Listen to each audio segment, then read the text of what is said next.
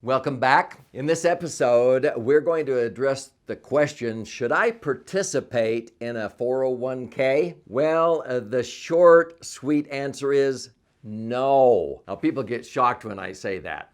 That's not a hard and fast rule, as you're going to see, but it depends. The problem is you're going to learn in this video, this particular educational episode, that usually people get duped into putting too much money into an IRA or a 401k. So I'll explain why.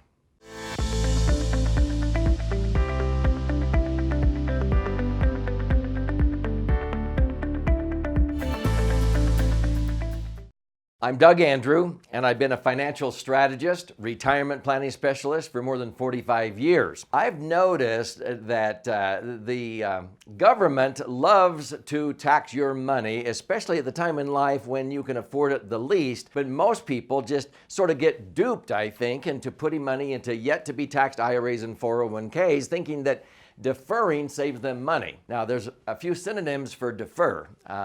It also means to postpone, and it also means to procrastinate. When has procrastinating paying tax ever come out ahead for people? Not very often. Way back when I was helping a lot of people look at alternatives to 401ks and IRAs, I was talking about this very concept on an interview in New York. Just a little while later, there was a cover story in Time magazine titled, "Why It's Time to Retire the 401k."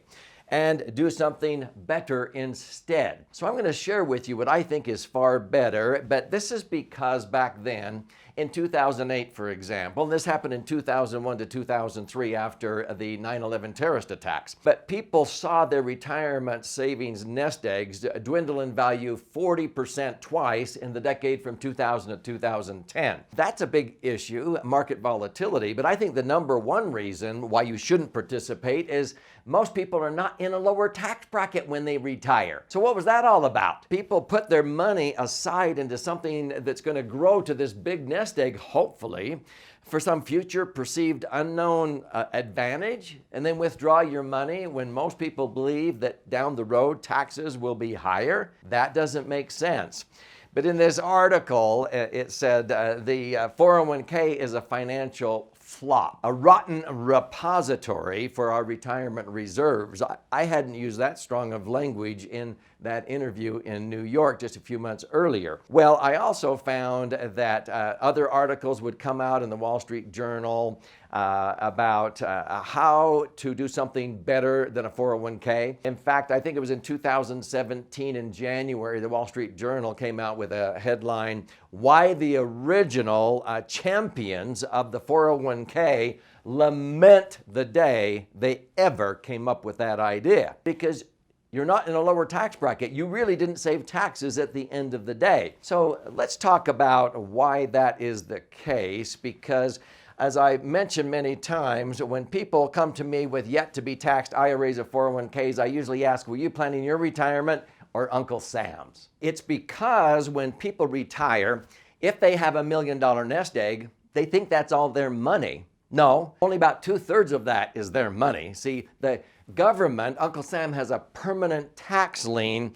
on your IRAs or 401ks, and that's why I always would ask my clients, my heavens, are you planning your retirement or Uncle Sam's? So let's talk about the pros and the cons, okay? Qualified plans are qualified with who? Okay, the government, okay, and the Internal Revenue Code. And traditional accounts like IRAs, 401ks have pros and cons, but let's look at the cons first of all. Sometimes I will quip, hey, if pro and con are opposite, maybe Congress is the opposite of progress.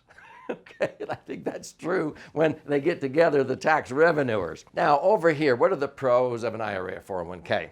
You get tax deductible funding. In an IRA, you get to deduct it. With a 401k, you put in pre-tax dollars. So we have this illusion, ooh, I have more money working for me. No, it doesn't matter what it grows to. The government gets 1/3 of every dime, and they're using you as their savings bond. They get 1/3 of everything you're going to make. So what a great partnership is that? You get tax deferred growth of your money, and you think, oh, that grows to more. Yeah. But you don't choose investments based upon which ones grow the most. You use the investments that'll generate the most at the time in life you're going to need the money the most, after taking into consideration taxes and inflation. Now, sometimes employers will offer matching. So you might have possible matching. So you put in $1, your employer matches 50 cents on that. You got $1.50 working for you. Oh, all they did was cover your tax, because you pull out that $1.50 and you pay a third in tax. Now you still have your dollar. So that's nice of your employer to do that. The big problem that I have seen my entire career is people put in more than they're being matched. In other words, if your company matches you 50 cents up to the first 6%, I see people putting in the maximum up to 9, 10% or whatever they can. No, I wouldn't do that. There's no advantage to doing that. I would only participate up to what they match you. And many times, not even take advantage of a match if the rate of return on that portfolio at your employer and what you're doing is not that great. The match isn't worth it. But a match just covers your tax. So what are the cons? It's fully taxed as you use it in retirement. Every dime you pull out shows up on your 1040 tax return. You must use it up. What does that mean? See, if you don't start withdrawing money, at least by age 70 and a half, because the government, Uncle Sam, has been waiting for that tax revenue. And if you don't start taking out what they require, it's called a required minimum distribution based on your life expectancy, there's a 50% penalty. I said 50%. If you're supposed to pull out $50,000 out of $1 million nest egg and you don't, the penalty is $25,000 on top of the tax. You must use it up, and the remainder that is in your account when you die is potentially taxed twice upon passing to non-spousal heirs. Your spouse can get it, but they're not getting it tax-free. They have to pay tax on it when they go to use it. Same thing with your children. But if you have an estate tax, it can be potentially taxed twice. So I do not feel that the pros are worth the cons. There are far better ways to save and accumulate money for retirement. So I'm going to share a story with you. So you ready for a story?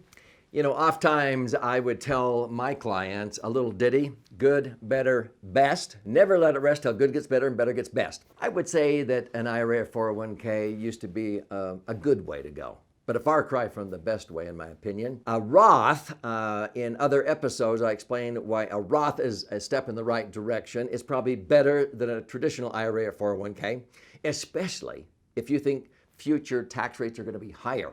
I'll take a Roth any day. But the best is not an IRA or 401k or a Roth. I've never owned an IRA or 401k or a Roth. Never will.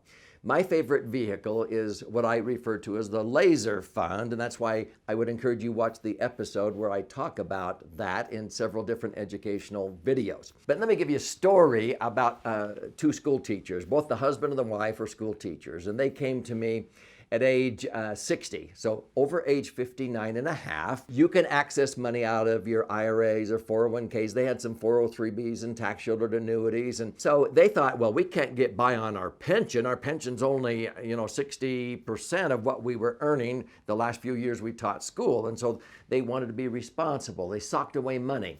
This couple had a $250,000 at that time in yet to be taxed 403bs and 401ks.